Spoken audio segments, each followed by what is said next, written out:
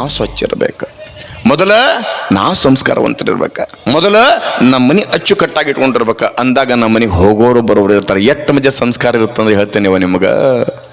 ಈ ನೀವೆಲ್ಲ ಹೆಂಗೆ ಸಣ್ಣ ಹುಡುಗ ಕರ್ಕೊಂಡು ಬಂದಿರಲ್ಲ, ಹಿಂಗೆ ಒಂದು ದೊಡ್ಡ ಶ್ರೀಮಂತರ ಮನೆಯಾಗ ಮುಂದೊಂದು ಏನೋ ಒಂದು ಮದುವೆ ಕಾರ್ಯಕ್ರಮ ನಡೆದಿತ್ತು. ಆ ಮನೆಯೊಳಗನ ಒಂದು 100 ಮಂದಿ ಇದ್ರು. ಏನಾದ್ರು ಒಂದು ಕಾರ್ಯ ಮಾಡ್ಬೇಕನ್ನಂಗಿತ್ತಂದ್ರೆ ಮನೆ ಮಂದಿ ಕೂಡಿ ಮಾಡಿದ ದೊಡ್ಡ ಕಾರ್ಯಕ್ರಮ ಆಗಿ ಹೋಗ್ಬಿಡ್ತೀನಿ. ಊರಿನ ಮಂದಿ ಕರೆ ದೂರ ಹೋತು. ದೊಡ್ಡ ಶ್ರೀಮಂತರ ಮನೆ ಮುಂದೆ ಒಂದು 8-10 ಕಾರ, ಇಲ್ಲೇನು ಕುಂತವ್ರು ಇಟ್ಟಿಟ್ಟು ಚೀಪೈ ಇಟ್ಟು ಮನೆ ಒಂದು 4 ಮಕ್ಕಳಿದ್ವು. ದೊಡ್ಡ ಶ್ರೀಮಂತರ ಮನೆ ಮೇಲೆ ಮನೆ ಕಟ್ಟ್ಯಾರ, ಮನೆ ಮುಂದೆ 4 ಕಾರ್ ಇಟ್ಟಾರ. ಮನೆಯಾಗ ಏನೋ ಒಂದು ಕಲ್ಯಾಣ ಕಾರ್ಯ ಮದುವೆ ಕಾರ್ಯಕ್ರಮ ಬಂತ. ಮದುವೆ ಕಾರ್ಯಕ್ರಮ ಬರ್ಬೇಕಾದ್ರೆ ಈ ಕಡೆ ಏನಂತೀರಿ, ಜವಳಿ ತರಕಂತ ನಮ್ಮ ಕಡೆಗೆ ಬೆಳ್ಳಿ ಬಂಗಾರ ದುಡ್ಡು ಈ ಬಟ್ಟೆ ಖರೀದಿಗೆ ಹೋಗಕ್ಕೆ ನಮ್ಮ ಕಡೆ ಜವಳಿ ಖರೀದಿ ಅಂತ ಕರೀತಾರೆ. ಈ ಕಡೆ ಏನಂತೀರಿ, ಮನೆಯ ಮದುವೆ ಅರಿಬಿ ಖರೀದಿ. ಹಾಂ, ಈ ಕಡೆ ಅರಿಬಿ ಖರೀದಿ ಹೋಗಿರಲ್ಲ, ಬರೀ ಅರಿಬಿ ಅಷ್ಟ ತರಂಗಿಲ್ಲ ನೀವು. ಮೊದಲು ನೀವು ಹೋಗೋದು ಎಲ್ಲಿಗೆ ಅಂದ್ರೆ ಬಂಗಾರದ ಅಂಗಡಿಗೆ ಹೋಗಿ ಮೊದಲು ನೀವು ಬಂಗಾರ ತೊಳಂಗಿಲ್ಲ. ಮೊದಲು ನೀವು ಕಡೆಕಲಕ್ಕೆ ಒಂದು ಅರ್ಧ ತೊಲೆಯದ ಬೆಳ್ಳಿ ತೊಗೊಂಡು ಆಮೇಲೆ 20 ತೊಲೆ ಬಂಗಾರ ತೊಗೊಂತೀರಿ. ಹಾಂ, ಅದ್ರಾಗೆ 1.80 ಆಗೈತೆ. ಹಾಂ ಯವ್ವ, 1.80 ಹೇಳೋಕ್ಕಾಗಲ್ಲ. ಆಶ್ಚರ್ಯ ಏನು ಅಂತಂದ್ರೆ ಜವಳಿ ಖರೀದಿ ಬಟ್ಟೆ ಖರೀದಿ ಅಂತ ಹೆಂಗೆ ಹೋಗಿರಲ್ಲ. ಅವ್ರ ಮನೆಗೆ ಒಂದು ಮದುವೆ ಇತ್ತು. ಮದುವೆ ಇರ್ಬೇಕಾದ್ರೆ ಮನೆ ಮಂದಿ ಎಲ್ಲ 4 ಗಾಡಿ ಮಾಡ್ಕೊಂಡು ಹೋಗೋ ಮುಂದಾಗ ಅವತ್ತ ಸಂಡೆ ಇತ್ತು, ಸಾಲು ಸುಟ್ಟಿ ಇತ್ತು, ಇಲ್ಲೇ ಕುಂತವ್ರು ಇಟ್ಟಿಟ್ಟು ಹುಡುಗಿದ್ವು. ಅದ ತಿಳುವಳಿಕೆ ಬರಕೈತೆ. ನೆನಪಿರ್ಲಿ ತಾಯಿ, ನಿಮ್ಗೊಂದು ನೆನಪಿರ್ಲಿ, ಮನೆಯಾಗ ತಿಳುವಳಿಕೆ ಬರುವಂಥ ಮಕ್ಕಳು ಅದಾರಂತಂದ್ರೆ,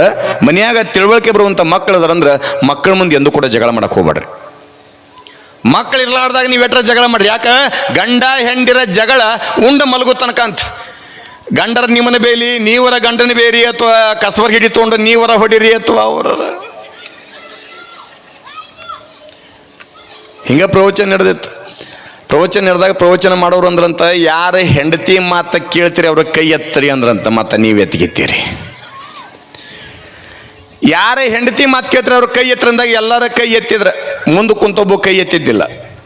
ಕೈ ಎತ್ತಲಾರ್ದಾಗ ಅವ್ರಂದ್ರು, ತಮ್ಮ ಇವ ಮುಂದೆ ಕುಂತಾವ ಹೆಂಡತಿ ಮಾತು ಕೇಳಂಗಿಲ್ಲ ಅನ್ಸತ್ತ, ಇವಾಗ ಕೈ ಎತ್ತಿಲ್ಲ, ವೇದಿಕೆ ಮೇಲೆ ಕರೀರಿ. ಅವನ್ನ ಕರೆದ್ರು.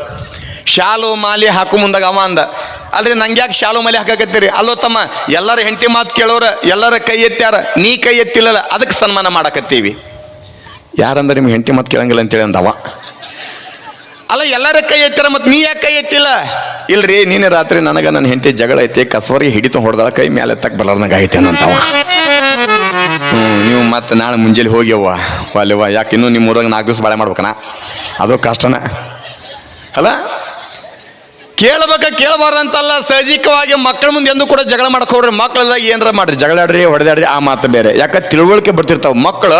ಕೆಲವೊಂದನ್ನು ನೋಡಿ ಕಲಿತಾವ, ಕೆಲವೊಂದನ್ನು ಆಡಿ ಕಲಿತಾವ, ಕೆಲವೊಂದನ್ನು ಕೇಳಿ ಕಲಿತಾವ.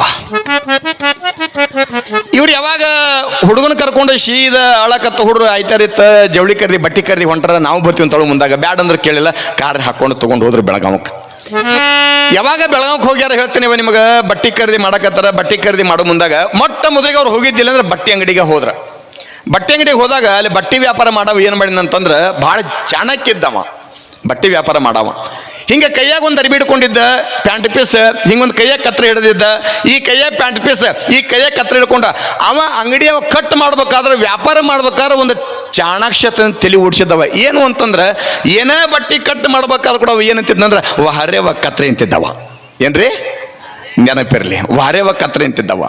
ಒಂದು ಪ್ಯಾಂಟ್ ಪೀಸ್ ಕಟ್ ಮಾಡ್ಬೇಕಾದ್ರೂ ಕೂಡ ವಾರೆವ ಕತ್ರಿ, ಒಂದು ಶರ್ಟ್ ಪೀಸ್ ಕಟ್ ಮಾಡ್ಬೇಕಾದ್ರೂ ಕೂಡ ವಾರೆವ ಕತ್ರಿ, ಒಂದು ಜಂಪರ್ ಪೀಸ್ ಕಟ್ ಮಾಡ್ಬೇಕಾದ್ರೂ ಕೂಡ ವಾರೆವ ಕತ್ರಿ. ಈ ಹುಡುಗನ ದೃಷ್ಟಿ ಕತ್ರಿ ಮ್ಯಾಗ ಬಿತ್ತ.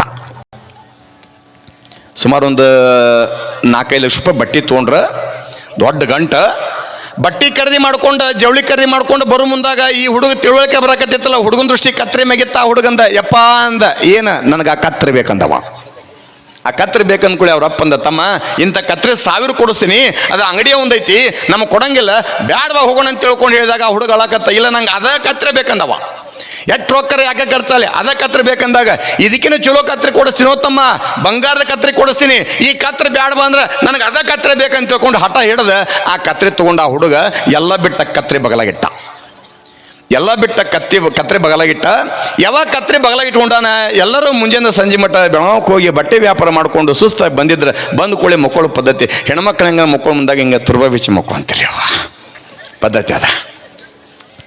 ಹಿಂಗೆ ಯಾವಾಗ ಎಲ್ಲರೂ ಬಂದು ಸುಸ್ತ ಬಂದು ಮನೆ ಮಕ್ಕೊಂಡಾಗ ಅವ್ರ ಅಮ್ಮ ಅವ್ರ ಅವ್ವ ಅವ್ರ ಅತ್ತೆ ಅವ್ರ ದೊಡ್ಡವ್ವ ಎಲ್ಲರೂ ಮಕ್ಕೊಂಡಾಗ ಹೇಳ್ತೀನಿ ಅವ ನಿಮಗೆ ಈ ಹುಡುಗ ನಿದ್ದೆ ಹತ್ತೋಲ್ದು ಯಾಕೆ ಹಿಂಗೆ ಕೈಯಾಗಿ ಇಟ್ಕೊಂಡು ವಾರೇವ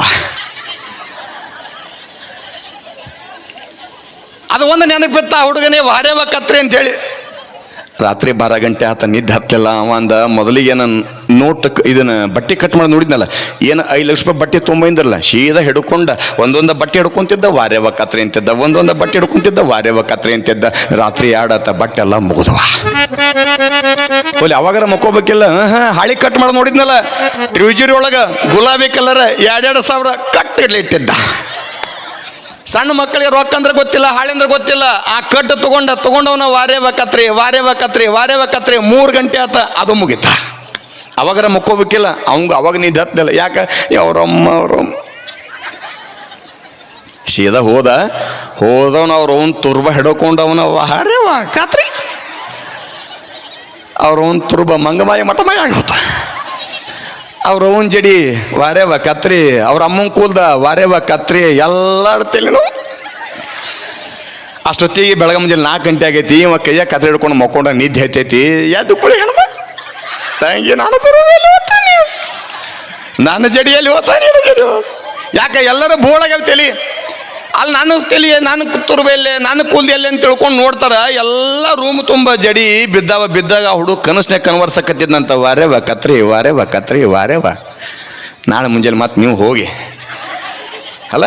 ಯಾಕೆ ಮಕ್ಕಳು ಕೆಲವೊಂದನ್ನು ನೋಡಿ ಕಲಿತಾವ, ಕೆಲವೊಂದನ್ನು ಆಡಿ ಕಲಿತಾವ, ಕೆಲವೊಂದನ್ನು ಕೇಳಿ ಕಲಿತಾವ. ನಾವು ಹೆಂಗೆ ಸಂಸ್ಕಾರ ಕೊಡ್ತೀವಿ ಹಂಗೆ ನಮ್ಮ ಮಕ್ಕಳು ಬೆಳಿತಾವ. ಎಷ್ಟು ಮಂದಿ ಮಕ್ಕಳನ್ನ ಹಡ್ದೀವಿ ಅನ್ನೋದು ಮುಖ್ಯ ಅಲ್ಲ, ಮಕ್ಕಳಿಗೆ ಅಂತ ಸಂಸ್ಕಾರ ಕೊಟ್ಟಿವಿ ಅನ್ನೋದು ಮುಖ್ಯ ಐತಿ.